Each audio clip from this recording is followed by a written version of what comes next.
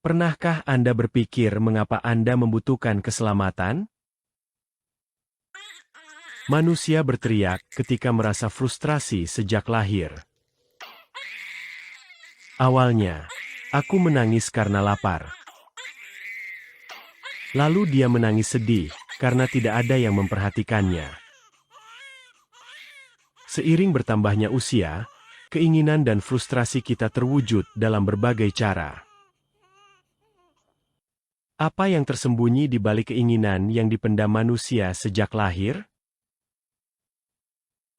Alkitab menjadi saksi atas latar belakang keinginan dan ketidakpuasan manusia yang telah ada sejak lahir. Hal-hal tersebut disebut keserakahan, kecemburuan, kebencian, amarah, dan perselisihan. Bayi kecil cenderung serakah, iri hati, dan penuh kebencian tanpa diajarkan untuk melakukan hal tersebut. Itu adalah produk dosa yang berasal dari rahim ibu. Karena sifat manusia inilah, dunia dipenuhi dengan kebencian, konflik, kejahatan, dan perang. Daud mengaku, "Aku adalah orang berdosa sejak lahir, orang berdosa sejak ibuku mengandungku." Orang tidak menjadi berdosa secara bertahap, mereka dilahirkan sebagai orang berdosa. Dosa ini disebut dosa asal, dan awal mula dosa ini adalah ketika manusia pertama, Adam dan Hawa, memberontak terhadap Tuhan Sang Pencipta. Karena dosa yang dikutuk Tuhan ini tidak dapat dihilangkan oleh manusia sendiri, maka tidak ada cara bagi manusia untuk menyelesaikan masalah dosa. Allah berfirman, kecenderungan hati manusia itu jahat sejak masa mudanya. Manusia dilahirkan sebagai orang berdosa, hidup dalam dosa, dan mati sebagai orang berdosa. Alkitab bersaksi, dan sama seperti manusia ditetapkan untuk mati hanya satu kali saja, dan sesudah itu dihakimi. Kehidupan tidak berakhir dengan kematian, dan setelah kematian, dua jenis dunia abadi menanti kita.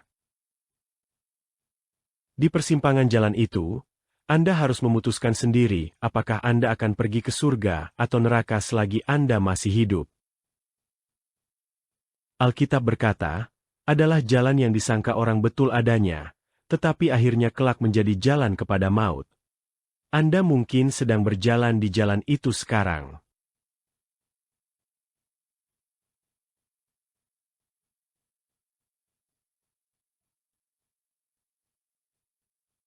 Jika demikian, Anda harus kembali untuk bertahan hidup. Mereka yang tidak dapat membersihkan diri dari dosa-dosa mereka, akan dihakimi oleh Tuhan dan pergi ke hukuman abadi, yaitu neraka. Namun kasih karunia Allah yang menakjubkan dilimpahkan kepada umat manusia di tengah keputusasaan. Ia mengorbankan putranya sendiri untuk menebus dosa-dosa umat manusia. Sesuai dengan prinsip Allah bahwa dosa harus dihapuskan oleh darah orang yang benar dan tidak berdosa, Allah mengutus putranya ke dunia dalam wujud manusia dan menumpahkan darahnya yang benar di kayu salib. Itulah sebabnya Alkitab bersaksi, karena Allah begitu mengasihi dunia sehingga ia memberikan anaknya yang tunggal, supaya barang siapa percaya kepadanya tidak binasa, melainkan mempunyai hidup yang kekal. Inilah firman Tuhan yang mengatakan bahwa jika kita percaya bahwa Yesus Kristus, Putra Allah, datang ke dunia ini sebagai juru selamat kita untuk menyelamatkan kita dari dosa, kita akan diselamatkan. Dengan kata lain, Yesus Kristus menumpahkan darahnya sendiri dan mati di kayu salib untuk membayar harga dosa-dosa Anda.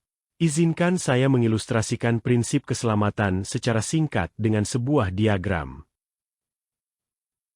Untuk menerima Yesus Kristus sebagai juru selamat Anda harus terlebih dahulu mengakui bahwa Anda adalah seorang berdosa dan dengan tulus bertobat kepada Tuhan. Kemudian, sesuatu yang menakjubkan secara rohani terjadi. Ketika Anda dengan tulus bertobat dari dosa-dosa Anda, semua dosa Anda dipindahkan kepada Yesus. Karena Yesus mencurahkan darahnya di kayu salib untuk membayar harga dosa-dosamu. Manfaat rohani ini terjadi ketika kamu benar-benar percaya kepada Yesus. Ketika semua dosamu dipindahkan kepada Yesus, kebenarannya yang murni juga dipindahkan kepadamu pada saat yang sama. Karena kamu telah menerima kebenaran Yesus, kamu dianggap benar di hadapan Allah. Dosa-dosa masa lalu dicatat, tetapi Tuhan telah berjanji untuk tidak mengingat semuanya. Karena janji Allah inilah, kamu menjadi anak Allah, dan Allah membimbingmu ke surga. Sekarang kamu harus menerima Yesus Kristus di dalam hatimu sebagai juru selamatmu dan percaya kepadanya dengan penuh keyakinan. Apakah kamu akan menerima Yesus sebagai juru selamatmu?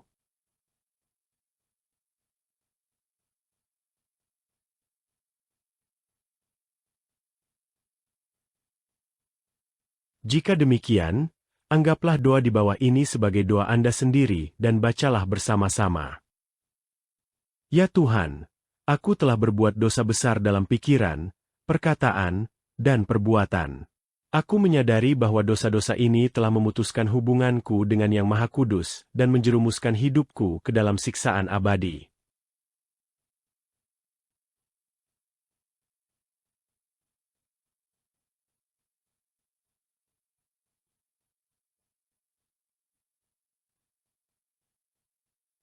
Tuhan, sekarang aku datang di hadapan MU.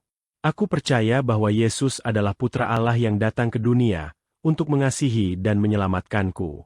Aku juga percaya bahwa Yesus menanggung hukuman yang seharusnya kuterima dan mati di kayu salib.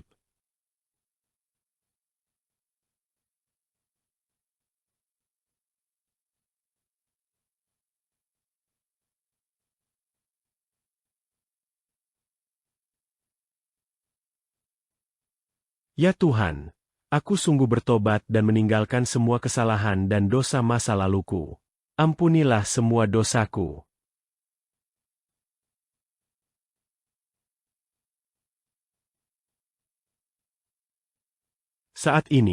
Pada saat ini juga, saya membuka pintu hati saya dan menerima Tuhan Yesus Kristus sebagai juru selamat saya. Saya percaya bahwa Yesus akan menjadi juru selamat saya selamanya. Dalam nama Yesus, saya berdoa. Amin.